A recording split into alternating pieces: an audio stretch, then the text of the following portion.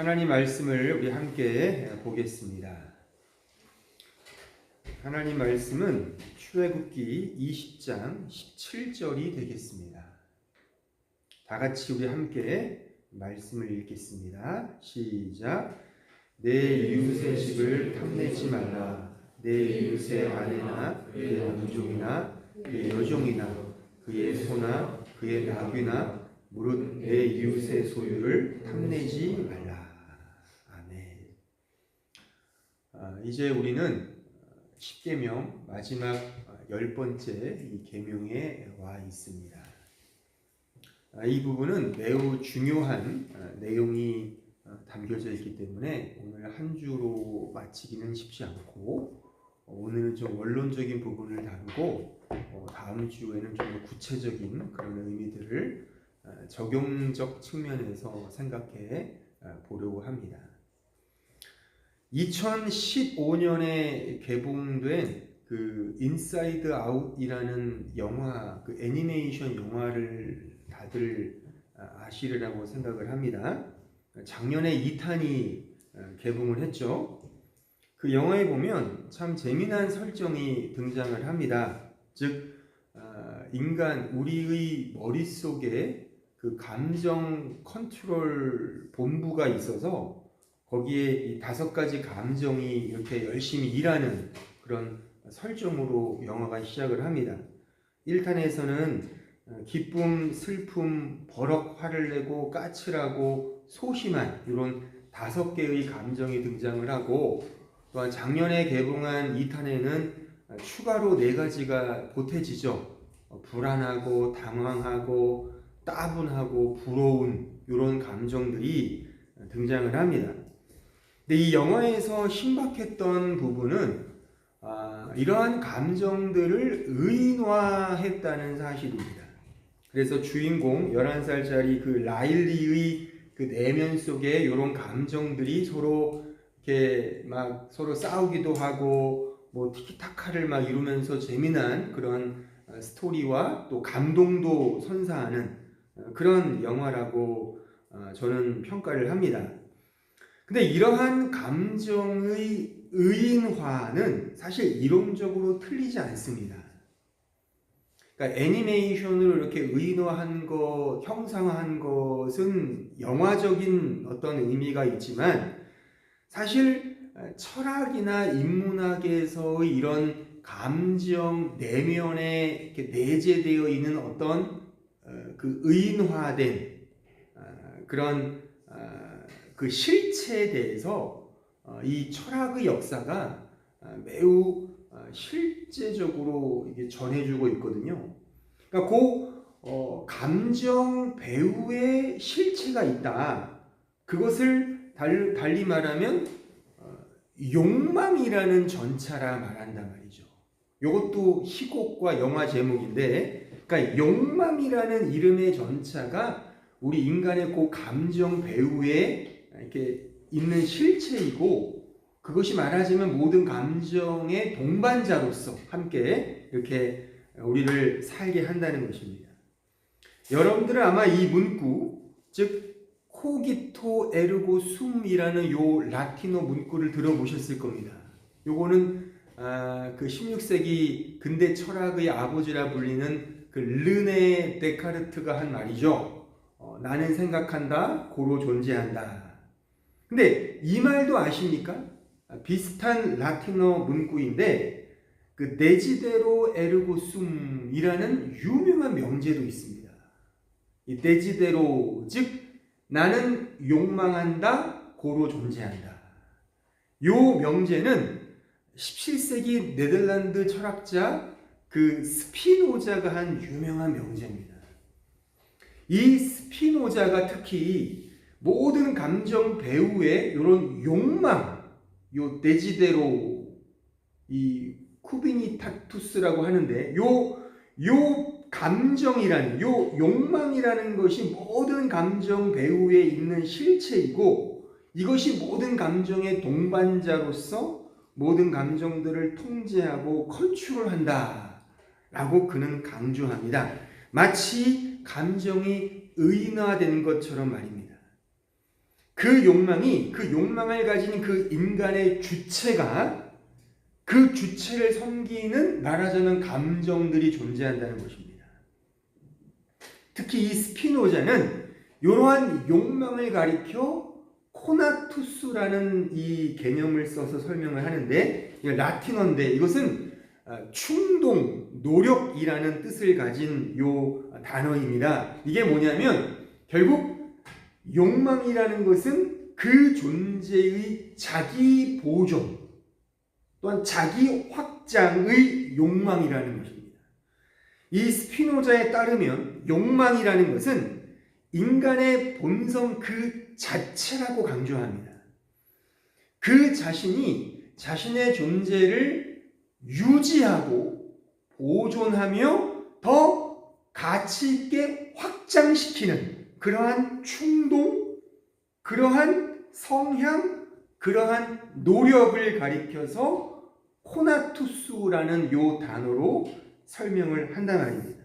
이러한 코나투스 개념은 현대에 들어와서 그 이후에 그 유명한 프로이트나 칼 융이나 라칸이나 들레즈까지 이어지면서 계속해서 그 욕망이 우리를 어떻게 이끌어가는지를, 그 주체된 그 자신의 자기 확장을 어떻게 펼쳐내는지를 끊임없이 강조하고 있습니다. 특히 그 라캉이라는 그 철학자는 이런 유명한 말을 했죠. 인간은 타자의 욕망을 욕망한다. 그래서 원래 인간은 자신의 주체를 가지고, 주체성을 가지고 욕망을 이렇게 구현해내야 되는데, 인간은 태생부터가 타자의 욕망을 욕망하는 존재로 이 세상에 던져졌다는 겁니다. 그러니까 이런 타자의 욕망을 욕망하는 자기 존재를, 그 실체를 알아야 비로소 자기 주체의 진정한 욕망을 찾아간다는 것입니다. 한번 생각해 보세요. 여러분들이 왜 이렇게 S대, 어느 좋은 대학, 하버드 대학, 그런 데로 왜 가려고 합니까? 태생부터가 나는 저기에 들어가야 돼, 난 돈을 많이 벌어야 돼, 이런 욕망이 생겨나는 건 아니잖아요. 누가 그런 욕망을 준 겁니까? 엄마 아빠가. 타자.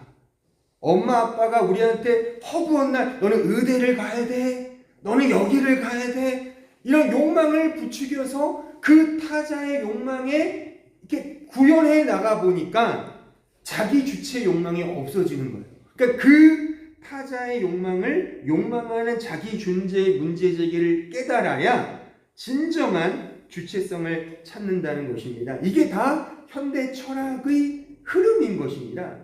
그러니까 이러한 이해 속에서 현대인인 우리는 내가 가진 욕망을 내 존재의 가치 증명, 내 존재의 가치 보존, 내 존재의 가치 확장을 위한 수단으로 우리의 그 디자이어, 욕망을 활용한다는 것이고, 이것이 바로 스피노자의 그 코나투스 욕망 개념인 것입니다.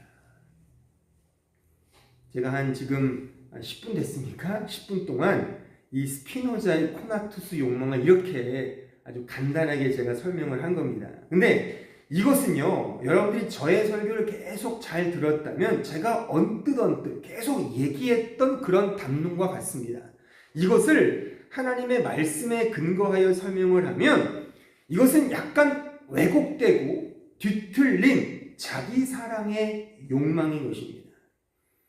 그러니까 이런 뒤틀려지고 왜곡된 자기 사랑의 본질, 이게 코나투스의 욕망이고, 이것을 우리가 죽여야 할, 자기 부인해야 할 그런 믿음의 과정이라는 것입니다. 하지만 우리가 오해하면 안 되는 것이, 욕망이라는 이 개념 자체가 나쁜 건 아닙니다.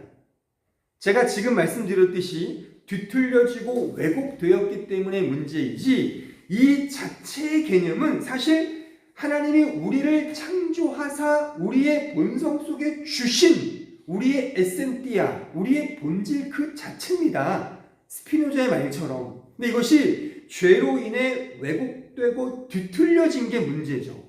그렇죠? 그 부분을 제가 이제 오늘 이 말씀을 가지고 하나하나 성경적 그 디자이어, 그 욕망과 그 열망과 그 사랑에 대해서 제가 설명을 하려고 하는 것입니다. 그러니까 이 디자이어라는 이 쿠피디타스란 요 단어는 욕망, 욕구라는 좀 부정적인 뉘앙스로 번역할 수도 있지만 동일한 단어를 열망, 열심, 사랑이라고도 말할 수가 있다는 것입니다. 오늘 본문에 이 탐내지 말라라고 번역된 이 탐내다의 히브리어 단어가 카마드예요. 카마드. 이 카마드란 단어가 오늘 본문에서 부정적인 뉘앙스로 쓰였지만 실상 본래의 의미는 나쁜 게 아닙니다. 이 카마드, 이게 디자이어, 이게 쿠피디타스, 이게 그런 욕망을 가리키는 단어인데 나쁜 의미는 아니에요. 이거는 본래 어떤 것을 열망하고 사모하고 사랑한다는 것을 내포하고 있는 단어입니다. 자, 이 부분을 우리가 이해하기 위해 창세기로 가서 하나하나 확인을 해볼게요. 창세기 1장 27절 이하를 보시면 하나님이 자기 형상 곧 하나님의 형상대로 사람을 창조하시되 남자와 여자를 창조하시고 하나님이 그들에게 복을 주시며 하나님이 그들에게 이르시되 생육하고 번성하여 땅에 충만하라 땅을 정복하라 바다의 물고기와 하늘의 새와 땅에 움직이는 모든 생물을 다스리라 하시니라. 지금 하나님께서 인간을 당신의 형상대로 창조하셨습니다. 그렇죠? 그리고 명령하신 내용이 지금 읽은 이 말씀입니다. 여기에 중요한 5개의 동사가 등장을 합니다. 생육하고 번성하고 충만하라 정복하고 다스리라. 요 5개의 동사를 둘로 나눌 수가 있어요. 의미상. 먼저 첫 번째 부류가 뭐냐면 생육하고 번성하고 충만하라. 이게 하나의 의미상 그 하나의 구분이고 또 하나가 정복하고 다스리라입니다. 자, 보세요. 생육하고 번성하고 충만하라. 공통점이 뭡니까? 생육하고 번성하고 충만하라. 중요한 공통점은 함께입니다. 그쵸? 자, 생육과 번성을 혼자 할 수 있습니까? 그러니까 이 말씀을 이렇게 생물학적인 어떤 그 종족 번식으로 뭐 꼭 그렇게만 보는 말씀은 아니지만 쉽게 이해하여 그냥 그렇게도 본다면 생물학적으로 내 종자를 이렇게 번식시키는 이런 의미에서 생각해 보면 생육과 번성, 충만을 혼자 할 수 있습니까? 물론 자웅동체는 할 수 있겠지만 그런 거 말고 기본적으로 생육과 번성을 함께 하는 겁니다. 함께. 그래서 요 동사의 핵심적인 그 의미는 함께예요. 함께. 자, 그러면 또한 여기에 두 번째 정복하고 다스리라의 공통점 뭐겠어요? 그러니까 이게 우리나라 번역으로 정복하고 다스리는 약간 좀 옛날 19세기 제국의 열강이 이렇게 소국을 식민지하고 막 죽이는 그런 뉘앙스로 이해하는데 그런 언어적 의미가 아닙니다. 물론 그런 것도 있지만 더 중요한 의미는 뭐냐면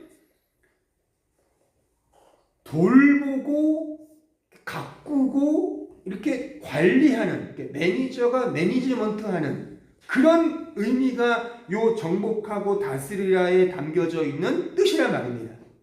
자, 그러면 첫 번째 함께, 두 번째 돌보다. 그러면 하나님께서 인간을 만드시고 명령하신, 말씀하신 첫 번째 소위 문화명령이라는 말씀이잖아요. 이게 그죠? 요 명령에 담고 있는 뉘앙스가 뭐냐면 핵심이 뭐냐면 함께 돌보라는 거예요. 자, 그러면 함께 돌보는 관계가 어떤 관계입니까? 여러분들이 생각해 보세요. 이게 실질적으로 함께 있고 함께 돌보고 함께 가꾸는 그 공동체, 그 관계 무엇이 떠오르십니까? 가족이죠. 그리고 가족은 사랑의 관계지 않습니까?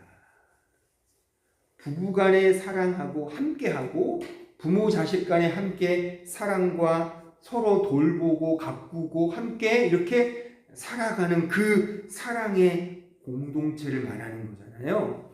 따라서 이 명령 속에서 우리가 추출해낼 수 있는 중요한 사실은 우리 인간을 하나님이 당신의 형상대로 만드셨잖아요. 그 형상이 뭐냐?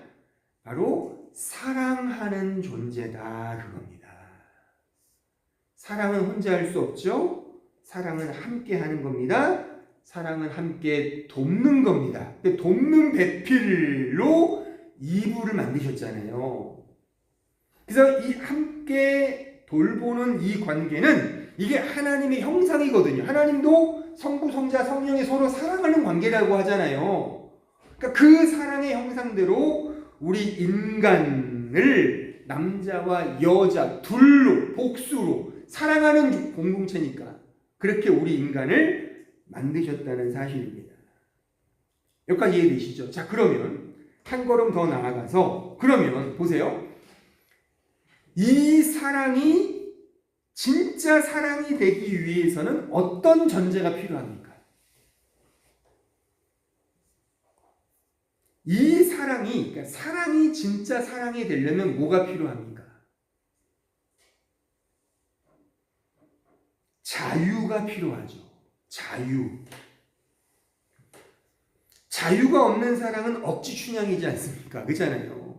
변사또가 춘향이한테 수총을 들라 억지로 사랑을 구하지 않습니까? 억지 춘향인 거예요. 그거는 사랑이 아닌 겁니다.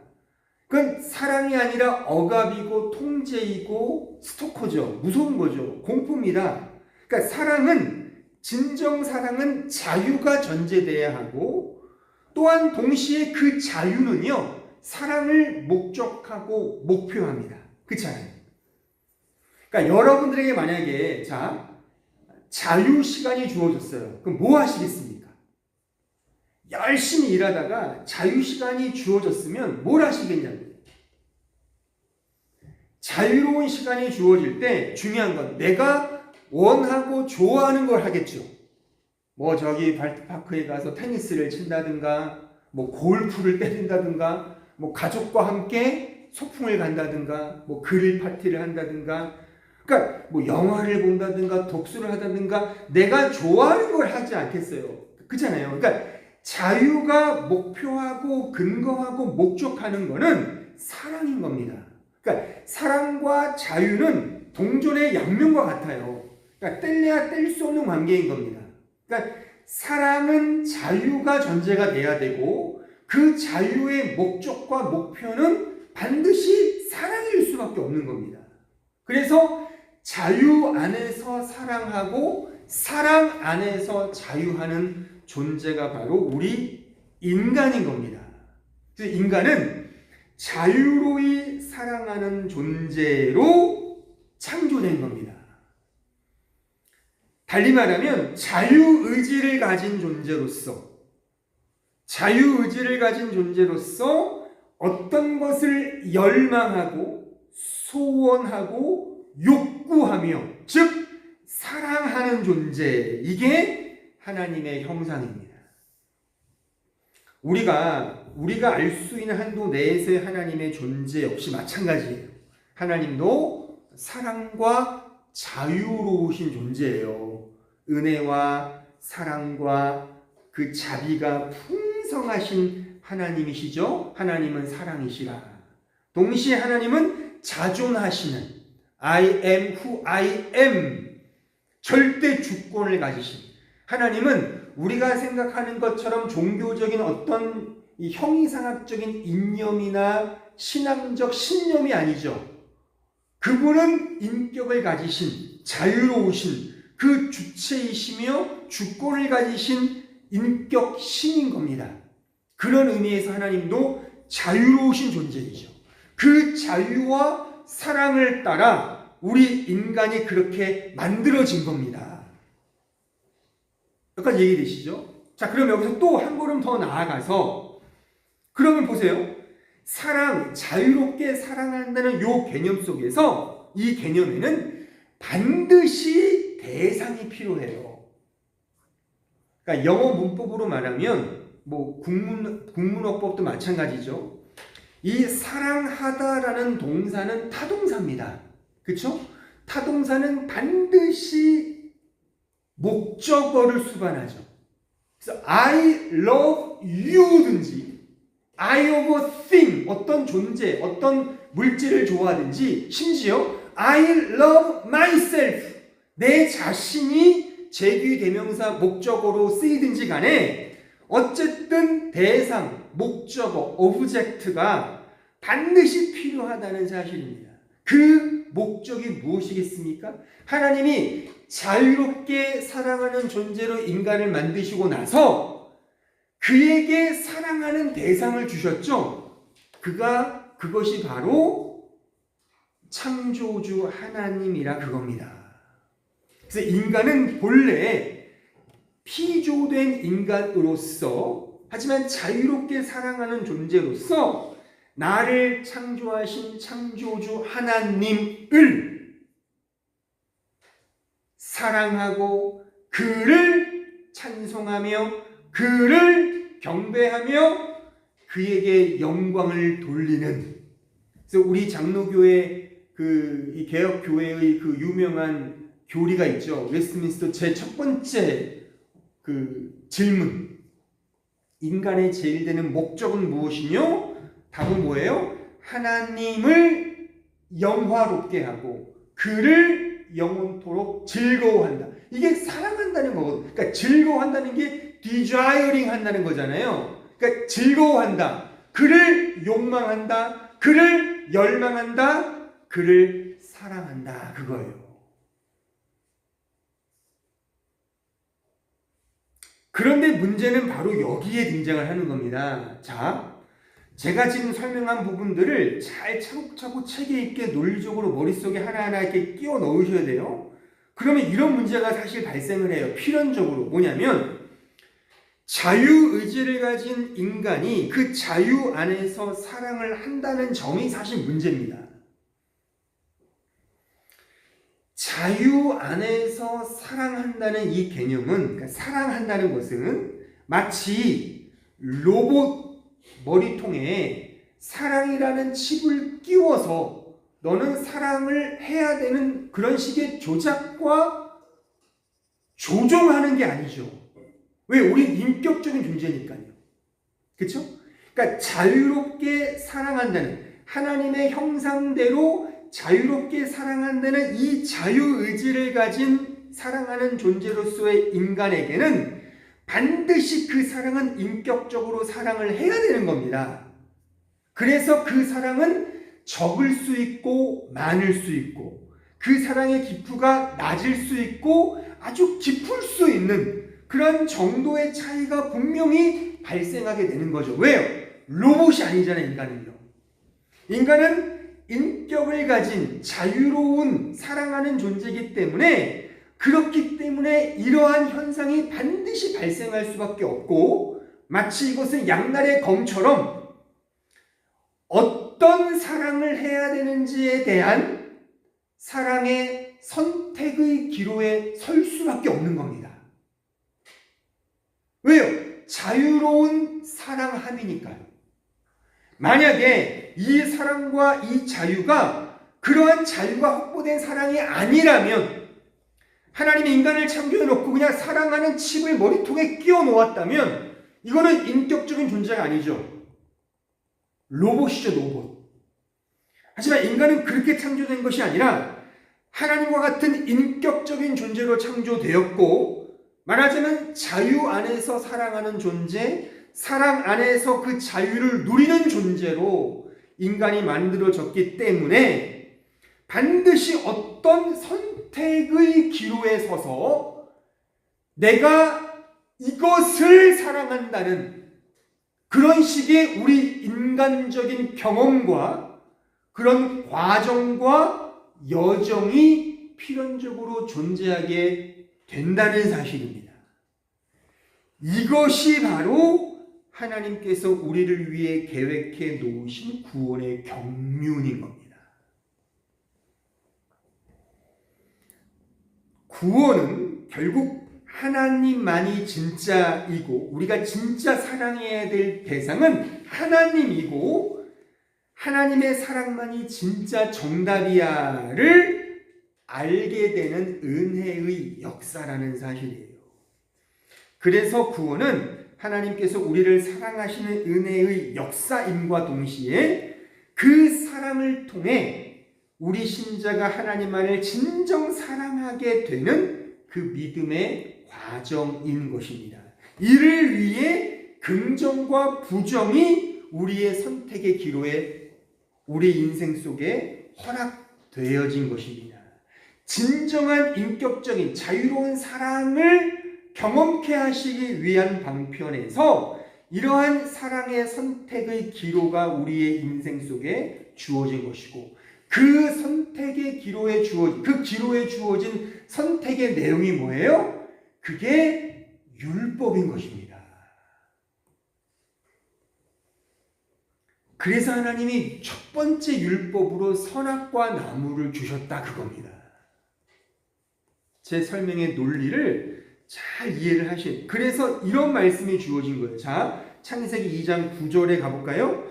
여호와 하나님이 그 땅에서 보기에 아름답고 먹기에 좋은 나무가 나게 하시니 동산 가운데에는 생명나무와 선악을 알게 하는 나무도 있더라. 여기에 보세요.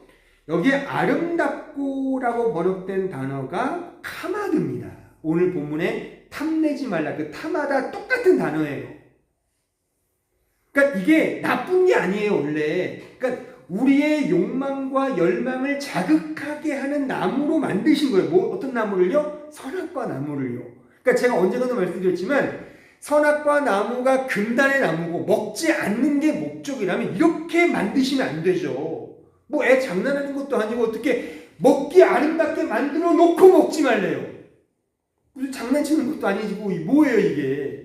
그러니까 이거는 표현이 너무 이게 막 확 가서 그런데 이건 먹으라고 주신 나무인 겁니다. 어떤 의미에서. 그래서 아름답게 만들어 놓고 이 우리의 사랑을 선택하는 어떤 기로에서 이 나무를 주신 거예요. 이 카바드의 나무를요. 아름답게 보이는 나무. 그래서 인간이 따먹죠. 자, 3장 6절 볼까요? 창세기 3장 6절. 여자가 그 나무를 본즉 먹음직도 하고 보암직도 하고 지혜롭게 할 만큼 탐스럽다. 탐스럽다가 카바드예요. 탐스럽기도 한 나무인지라 여자가 그 나무를 열매를 따먹고 자기와 함께 있는 남편에게도 주매 그도 먹은지라. 그러니까 이것이 바로 인간의 근원적 에센티아, 본질, 본성이라는 거예요. 즉 열망, 욕망, 사랑, 그 사랑의 진위 여부를 우리가 경험케 하기 위한 방편으로 하나님이 이러한 율법의 즉 사랑의 선택의 기로에 그 기로에서 선택하는 어떤 방편들을 인간 아담에게 또는 우리에게 지금도 여전히 이 율법을 우리에게 주시는 겁니다. 이것은 제가 언급했지만 우리의 자유로운 사랑을 위해서 주신 겁니다. 결코 이 사랑은 조종되거나 조작되는 게 아닙니다. 그건 사랑이 아닙니다. 억지 춘향이죠. 사랑은 내 스스로 생각하고 고민하여 행동하여 사랑하는 겁니다. 믿음으로 내가 하나님께 나아가는 거거든요. 근데 그런 여정들을 하나님이 우리가 알 수 없는 어떤 믿음의 여정을 쭉 이끌어내시면서 이 사랑, 이 믿음을 받아내신단 말입니다. 이걸 하나님 편으로 말하면 하나님의 열심, 하나님의 설복, 하나님의 설득이라고 말하는 거예요. 하지만 중요한 건 우리 입장에서 보면 반드시 우리는 조종당하거나 조작된 기계가 아닌 우리 스스로 생각하고 행동하는 그러한 진정한 자유 안에서의 사랑이 반드시 경험되고 누려져야 되고 향유되어야 한다는 사실입니다. 이런 의미에서 양날의 검인 거죠. 우리의 존재 그 자체가 말입니다. 그래서 말하자면 재갈 물린 말처럼 고삐 채워진 소처럼 끌려가는 게 아닙니다. 하지만 역설적으로 하나님은 그렇게 우리를 재갈을 물리고 고삐를 채워서 끌고 가시죠. 끌려가면서 우리가 아는 거예요. 요게 아니구나. 내가 선택한 이 선악과가 아니구나. 내가 선택하고 행동하는 나의 율법적 근거가 아니구나를 경험하여 진정한 사랑은 하나님 당신밖에 없군요를 경험하게 된다 그겁니다. 그래서 이게 진정한 카마드, 이 성경에서 말하는 열망, 욕망, 사랑, 사모인 겁니다. 자, 시편 19편 7절 이하를 볼까요? 여호와의 율법은 완전한 영혼을 소성시키며 여호와의 증거는 확실하여 우둔한 자를 지혜롭게 하며 여호와의 교훈은 정직하여 마음을 기쁘게 하고 여호와의 계명은 순결하여 눈을 밝게 하시도다. 여호와를 경외하는 도는 정결하여 영혼까지 이루고 여호와의 법도 진실하여 다 의로우니 곧 금 곧 많은 순금보다 더 사모할 것이며 꿀과 송이꿀보다 더 달도다. 여기에 사모할 것이며의 사모하다가 카마드입니다. 욕망하다, 열망하다, 사랑하다. 근데 이 시인의 고백을 우리는 그 배경을 알고 또한 시편에 등장하는 많은 이런 유의 고백 속에서 우리는 뭘 알 수 있죠? 그러니까 시편을 대체로 많이 기록한 다윗이나 많은 시인들의 그 인생들을 보면 그들이 그런 고백을 하기까지의 과정을 우리는 알아요. 그렇잖아요. 어떻게 합니까? 내가 내 욕망대로 세상의 것들, 음란의 욕망, 부귀의 영화, 이런 재력의 욕망을 찾아 막 정말 미친이 살았던 그런 것들이 다 개쓰레기구나를 그의 인생 속에서 폭로가 되고 나서 그제서야 진정한 나의 사모와 사랑은 하나님 그 말씀밖에 없구나로 가게 하는 형국이라 그겁니다. 우리가 지난주에 생각했던 그 탕자의 비유처럼 정작 집을 나가보니까 집 떠나면 개고생하는구나를 통해서 진짜 나의 사랑하는 곳은 이 집이 맞구나. 홈스윗이구나. 그래서 이거를 경험하는 거라 그거예요. 그러니까 이거를 알기 위해서는 반드시 이거는 어떤 조건절이 아니라 이게 필수적인 거예요. 반드시 우리에게는 이러한 가짜 사랑, 가짜 욕망, 아까 제가 서론에 말했던 그 코나투스, 자기 존재의 유지와 보존과 확장을 위해 욕망을 희구하는 그 코나투스의 욕망에 그 쩌든 그러한 경험들을 우리가 신자라면 반드시 하게 된다는 사실입니다.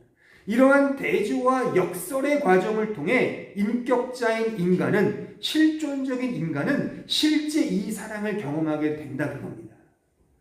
마치 빛을 설명하기 위해 어둠이 필요하고 선을 위해 악이 도구로 활용되듯이 진짜 사랑을 위해 가짜 사랑이 폭로되고 해체되는 그 과정이 반드시 우리의 믿음의 인생 속에 요구된다는 것입니다.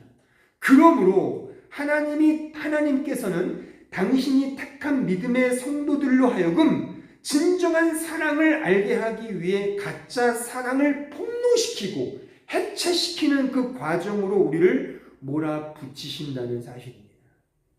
이런 의미에서 스스로 생각해 보셔야 되는 거예요.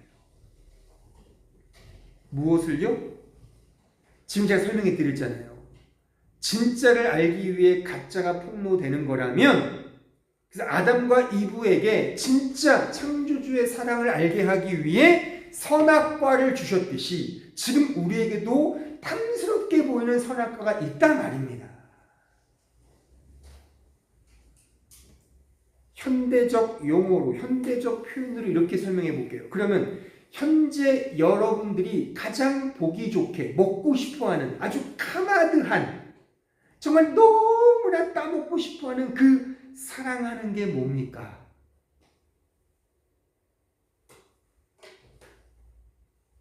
나는 하나님을 정말 사랑해요. 이렇게 그냥 쉽게 말하지 마시고 정말 여러분들 사랑하는 거 있잖아요. 사랑하는 거. 정말 내가 진짜 사랑하고 정말 따먹고 싶어하는 그 선악과 나무, 그게 뭐예요? 내가 가진 재물, 내가 가진 이력과 경력, 능력, 가족, 자식, 사랑, 직업, 이런 거. 이런 거 위에 우리는 지금 막 미친 듯이 경주하는 거 아닙니까? 솔직히.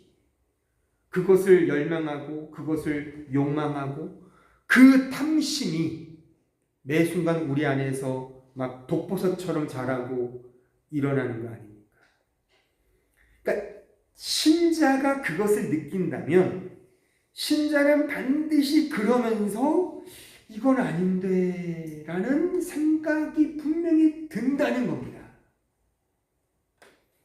만약 여러분들 중에서 지금 제가 언급한 이러한 내가 진짜 사랑하는 이 세상의 코나투스, 내 존재의 가치 증명과 가치의 보존과 유지, 그 확장과 성장을 소원하는 그러한 나의 욕망이 있음을 알고 그것이 만약에 나에게 아무런 문제가 되지 않는다? 그건 신자 아닙니다. 이것을 안 하냐, 하지 않는 그런 게 아니에요. 우린 다 합니다. 이렇게 살아갑니다. 그러니까 이 죄된 육신을 입고 있는 한 우리가 펼쳐내는 욕망들은 세상의 코나투스 욕망일 수밖에 없어요. 아니라고 하지 마세요. 우리는 다 나만을 위해 살아갑니다. 솔직히. 근데 그러면서 신자라면 거기서 뭔가 모를 이건 아닌데 라는 절망과 절규와 걱정과 범민과 갈등과 근심을 하게 된다는 거예요. 이게 바로 로마서 7장의 이 말씀이에요. 자, 7장 7절 볼까요? 그런즉 우리가 무슨 말을 하리요? 율법이 죄냐? 그럴 수 없느니라. 율법으로 말미암지 않고는 내가 죄를 알지 못하였으니 곧 율법이 탐내지 말라. 똑같죠? 카마드. 탐내지 말라 하지 아니하였더라면 내가 탐심을 알지 못하였으리라. 그런즉 죄가 기회를 타서 계명으로 말미암아 내 속에서 온갖 탐심을 이루었나니 이는 율법이 없으면 죄가 죽은 것임이라. 전에 율법을 깨닫지 못했을 때에는 내가 살았더니 계명이 이름에 죄는 살아나고 나는 죽었도다. 생명에 이르게 할 그 계명이 내게 대하여 도리어 사망에 이르게 하는 것이 되었도다. 보세요. 그러니까 이 탐내지 말라는 계명을 듣고 나니까 진짜 신자는 내 안에 탐심이 있구나. 실제 그렇잖아요. 탐내지 마라 그러니까 내가 다 탐심을 일으켜요. 내 이웃을 보면서 내가 가지 못한 것들에 대한 어떤 시기심과 그래서 불안과 그래서 가지는 내가 뺏고 싶은 그런 욕심, 이게 탐심이거든요. 그러니까 이런 것들을 아니까 이 사람이 정직히 고백하기에 죄는 살아나고 나는 죽는구나. 이걸 제 표현으로 말하면 이러한 탐심을 통해 내 죄인됨이 폭로가 되고 내가 해체되는 그런 지경에 간다는 그겁니다. 그래서 이 계명과 이러한 내용들이 오히려 생명에 이르게 하는 계명이다 라고 사도 바울이 말하는 겁니다. 따라서 신자는 내 자신의 실존의 모습을 보면서 나 역시 깨어져야 하는 존재가 맞구나. 나는 진정 죽어야 하는 존재가 맞구나. 내 실체의 폭로와 해체를 통해서 말입니다. 내가 진정 가야 할 길은 자기 부인의 길이 맞구나. 를 알게 되는 거예요. 물론 그 길을 걸어가냐 안 걸어가냐 나중 문제고, 그러니까 이러한 자기 존재의 인식을 하게 된다는 겁니다. 그래서 이런 마음을 갖게 됩니다. 자, 마태복음 7장 13절 이하의 말씀. 좁은 문으로 들어가라. 멸망으로 인도하는 문은 크고 그 길이 넓어 그리로 들어가는 자가 많고 생명으로 인도하는 문은 좁고 길이 협착하여 찾는 자가 적음이라. 자기 부인의 길, 이게 바로 좁은 길입니다. 근데 이 좁은 길을 걸어가라, 이 좁은 길은 그냥 문자적으로만 이해하여 마치 부자는 넓은 길을 가고 가난한 자만이 좁은 길을 간다 이렇게 해석하는 경우들이 많은데 그거 아닙니다. 돈 많은 사람들도 좁은 길을 걸어갈 수 있고 오히려 가난한 자가 오히려 큰 길을 걸어갈 수도 있는 겁니다. 이거는 그런 어떤 물질적인 눈에 보이는 그런 구분이 아니라 좁은 길은 제가 강조했지만 바로 자기 부인의 길인 거예요. 즉 오늘 설교로 말하면 나는 탐심이 있는 나만을 욕구하고 욕망하는 이 코나투스의 욕망을 갖고 살아가는 그런 존재가 맞구나의 폭로와 해체를 경험하여 정말 나는 정말 늘 큰 길로 가고자 하는 그 자기 존재를 깨닫고 그래서 뚜벅뚜벅 조금씩 몸부림치는 그 여정, 이게 바로 좁은 길을 걸어가는 정말 이 자기 부인의 그런 길인 것입니다. 달리 말하면 십자가의 길이고 순교자의 길이며 바로 고난의 길인 것입니다. 나만을 사랑하고 나만을 추구하며 내 존재, 내 가치만을 증명하고 자랑하며 살고자 하는 그 욕망, 그 열망, 그 자기 사랑이 넓은 길이고요. 그것에 대한, 그러니까 이거를 안다고 이것을 외면하지 못해요, 인간은. 여전히 육신을 입고 있는 한. 하지만 이거는 알 수 있죠. 내가 지금 가고 있는 길이 맞는가? 왜 난 자꾸만 나만을 위해 살아가는가? 여러분들이 혹시나 정말 초등학교 수준에서 나는요 기도 열심히 하고요 헌금 많이 드리고요 주일 빼먹지 않고요 열심히 섬기고 있거든요, 이거 자기 부인 아니에요? 그렇게 생각하는 분이 있다면 이거 아닙니다. 그런 보이는 행태와 형태와 형식과 체계가 아니라 우리는 그렇게 소위 교회 일을 하면서도 그 나를 위해 할 수 있거든요. 그거는 본인은 알지 않습니까? 내가 아무리 거룩한 말씀을 증거하더라도 그거는 내 자신의 증명일 수 있지 않습니까? 그거는 하나님 앞에 카운트가 안 된다니까요.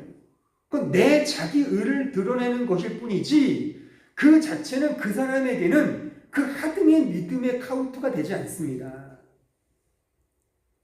우리는 우리 자신을 위해 살아가는 존재가 맞아요. 그렇기에 이 부분을 알자는 겁니다. 아, 나는 나만을 탐내고 내 유익을 위하여 이웃들의 것들을 빼앗고 있구나. 이런 부분에 대한 자기 이해를 통하여 내가 죽여지고 내가 해체되고 내가 이렇게 폭로되는 그런 과정을 걸어가는 그 자기 부인의 길, 그게 좁은 길이며 이것이 진정한 탐심, 탐내지 말라의 이 계명을 지키는 그런 믿음의 길인 것입니다. 우리는 모두 다 스피노자가 말한 그 코나투스의 욕망을 따라 살아갑니다. 그래서 자기 존재의 유지와 확장을 위해 우리의 지성과 감정을 끊임없이 동원하여 끊임없이 충동질을 하여 그렇게 살아가는 존재가 바로 우리 인간이 맞아요. 예수를 믿는 신자라고 이런 본질이 없다고요? 아닙니다. 여전히 우리 안에 이것이 있습니다. 그것을 알자는 게 탐내지 말라의 말씀인 거예요.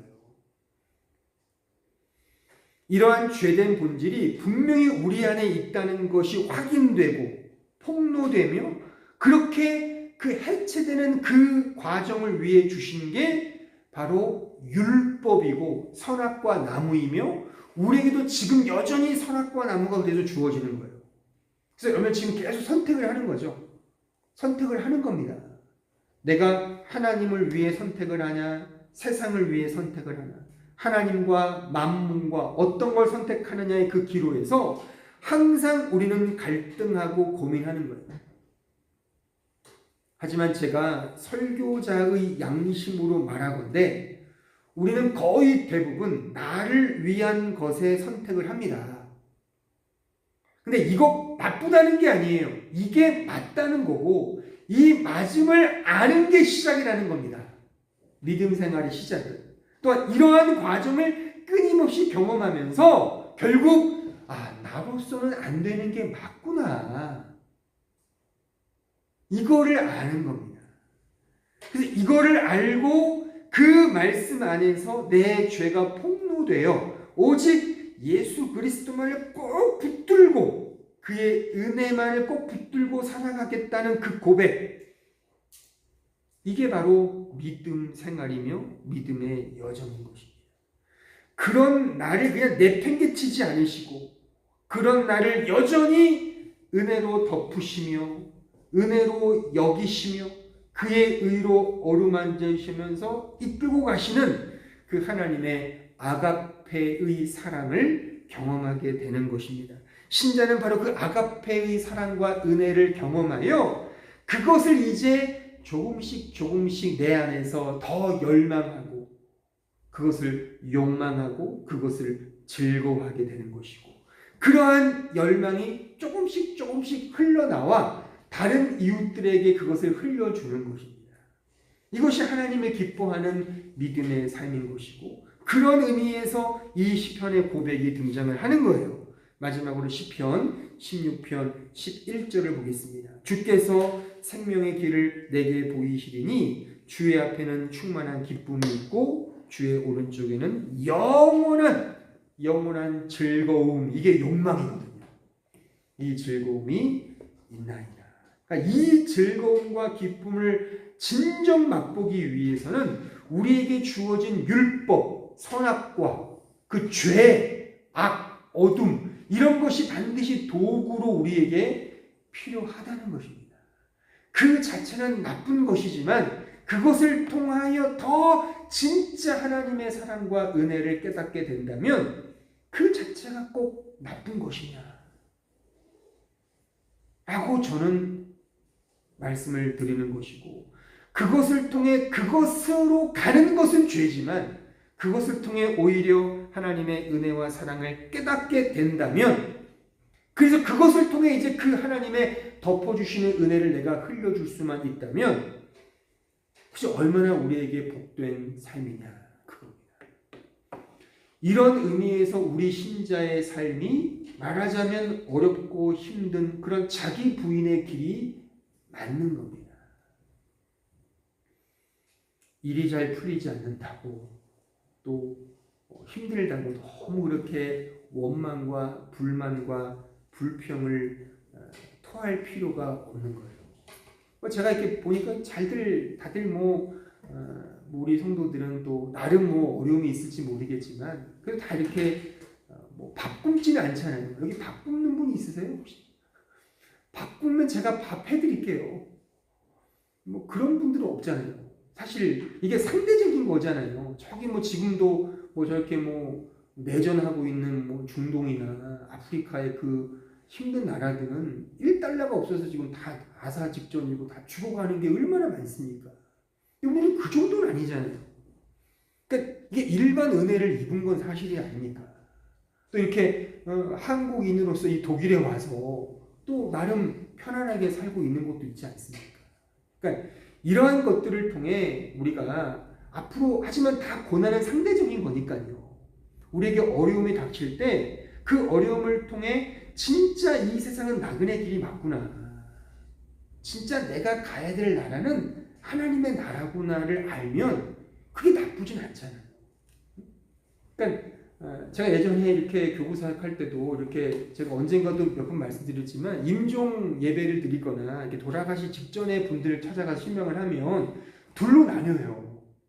그러니까 어떤 분들은 이게 그냥 정말 바람직하게 정말 잘 배우셨는지 아니면 진짜 그런 고백인지 모르겠지만 정말 이렇게 몸이 아프고 힘드니까 그냥 하나님 빨리 저를 데려가시게 해달라고 기도 좀 해주세요.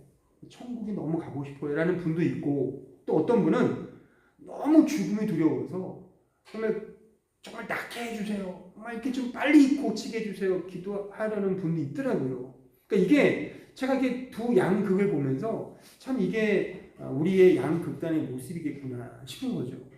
그러니까 우리가 진정 하나님을 사랑하고 하나님의 나라를 소원한다면 사실 이 세상에서는 이게 좀 죽어지고 이 세상은 정말 아무것도 아니고 진짜 하나님의 나라가 진짜구나를 알 때 그 나라를 사랑하고 사모하지 않겠습니까? 여기서 주는 게 많은데 이거 놓고 가기 힘든데 어떻게 하나님 나라를 진짜 사랑할 수 있겠습니까? 그런 의미에서 우리는 다 약간 좀 자기 기만을 하고 있는 게 아닌가 싶은 생각이 들어요. 저도요. 자식을 키우는 입장에서 살려고 지금 이렇게 열심히 사는 거지 천국 가기 위해 혹은 하나님을 위해서 내가 진짜 목회하고 사느냐를 저는 사실 솔직히 제 스스로에게 묻습니다. 그러니까 목회자로서 나도 정말 하나님의 나라를 위해 목회하는 게 맞나?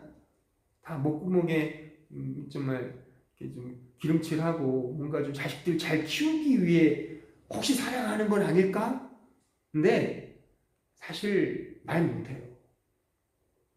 여러분들은 어떠냐는 겁니다. 그러니까 제가 말하고 싶은 결론은 제가 아까 말씀드렸던 것처럼 여러분들이 지금 현재 사랑하는 게 뭐냐? 이걸 한번 고민해 보라는 거예요. 사랑하는 게 뭐냐의 그 대상을 딱 정해놓고 아주 객관적으로 그것과 하나님을 비교해 보라는 거예요. 그러면 진짜 그것보다 하나님을 사랑할 수 있겠습니까? 그게 사실 냉정히 말하면 성경이 묻는 믿음의 선택인 겁니다. 그래서 아브라함에게도 이삭을 바쳐라 그러지 않습니까? 아니, 줄 땐 언제고 또 데려가신다고? 하나님이 노망 나셨나? 뭐 그런 생각 들 수 있잖아요, 솔직히. 근데 하나의 샘플로, 하나의 표로서 아브라함은 이삭을 바쳤다 그겁니다. 아브라함의 믿음을 본받자가 아니라 이게 믿음이라는 거예요. 이게 믿음이다. 자기를 죽이고 하나님을 선택하는 그 믿음. 이거는 너가 할 수 있는 게 아니라 하나님이 하시는 거야 라는 것을 보여주는 그 스토리인 것이죠. 그런 의미에서 우리 자신이 결코 할 수 없음을 깨닫고 하나님께 나아가는 그 전적인 의존성, 이것을 우리에게 받아내기 위한, 이게 진정한 믿음이고 이게 진정한 사랑이잖아요. 사랑. 이 사랑을 우리 스스로 경험케 하시기 위한 방편에서 하나님 우리에게 이런 인생과 역사를 주셨다는 겁니다. 성경으로 말하면 그것이 율법이고 십계명이고 선악과 나무이고 수많은 말씀의 내용들인 겁니다. 그것들을 통해 진짜는 하나님밖에 없구나. 진짜는 예수님의 그 십자가 사랑밖에 없구나. 이것을 내가 진정 인격적으로 경험케 하기 위해서 이런 과정들을 우리에게 주셨다는 겁니다. 이것이 바로 이 탐내지 말라 요 계명. 저는 그래서 요 10계명 중에 사실 제일 중요한, 가장 실제적으로 중요한 계명이 10번째 계명입니다. 여러분들 성경이 이렇게 점진적이고 점층적으로 기록되는 거 아십니까? 그러니까 계시라는 게 언뜻 계시되었다가 점점 확연하게 드러나요. 이게 점진적이고 점측적인 화법으로 주어졌는데 십계명도 마찬가지예요. 그래서 아까 전에 읽었던 사도 바울이 요 계명을 인용하여 십계명 전체에 그냥 설명을 하는 거예요. 탐내지 말라고 들었지? 이게 이런 거야. 그래서 요 십계명 마지막 계명이 중요하고 요것이 앞에 있는 5번째 계명, 5개 계명, 그 부모를 공경하라 짝을 이루는 것이고 마지막 산상설교에서의 원수를 사랑하라와 짝을 이루는 겁니다. 요 부분은 다음 주에 제가 연계해서 제가 설명해 드리도록 하겠습니다. 기도하겠습니다. 은혜로우신 아버지 하나님, 탐내지 말라의 이 계명을 통해 저희들은 역시나 항상 탐내고 있는 그런 죄인 중에 괴수임이 또한 폭로되고 또한 해체되는 그러한 십자가의 고난의 그 삶을 또한 경험하게 됩니다. 오 주님, 바라옵기는 저희들이 이 진리의 말씀을 들었는데 이제 우리에게 당면한 선악과 율법 이러한 말씀의 내용들을 통하여 내 자신이 여전히 사랑하고 욕망하는 것들 때문에 하나님을 원망하거나 하나님께 불만을 토하거나 혹은 인간적 종교심으로 나아가는 어리석은 자가 되지 말고 이러한 말씀을 통하여 진짜 내가 사랑해야 될 것은 이 세상에 있는 것들이 아닌 하나님 한 분, 창조주, 구원주, 나의 영원한 전부이신 그 예수 그리스도만을 사랑한다. 그 좁은 길로 걸어가기 위해 분투하는, 노력하는 그러한 신자가 되기를 소원합니다. 우리가 온전히 이 세상에서 이루지 못하더라도 그러한 마음과 믿음을 가지고 정말 조금씩이라도 우리 자신을 말씀 앞에 성찰하며 우리 자신의 죄인됨을 깨닫고 오직 십자가만을 바라보며 한 걸음 한 걸음 믿음의 길, 힘들고 어렵고 고난과 순교의 길이지만 그 믿음의 길을 걸어가기 위하여 믿음으로 나아가는 우리 모든 성도들 될 수 있도록 함께 해주시고 그 길을 걸어가면서 이 세상이 줄 수 없는 참된 위로와 자유와 기쁨을 맛보는 우리 모든 성도들 될 수 있도록 함께하여 주옵소서. 예수님의 이름으로 기도하옵나이다. 아멘.